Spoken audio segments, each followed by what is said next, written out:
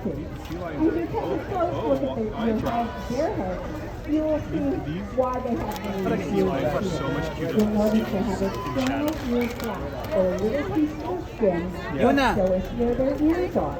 Chef, Fur ako is. seals have little openings. Alis di kayo na. Now, of course, sea lions are also leopards, so when they're swimming, they can use those tiny flippers to stabilize themselves. Okay, do you want to go down? That means they do have a coat of fur on their bodies. It just looks that way because it's wet. You'll also notice they have whiskers. They have about 20 whiskers on either side of their snout. And these are tactile organs. Which means underwater, they can pick up vibrations, they can tell a current is changing, and they'll also be able to know if a piece of food is coming their way. Now here's the zoo feeding on different types of seafood. They're getting pickled, which is a small schooling fish that has a lot of protein in it. They're also getting herring, which is a larger fish, and this has a lot of fat in it.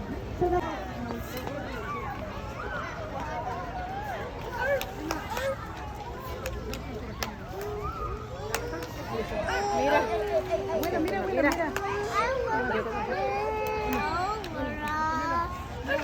What?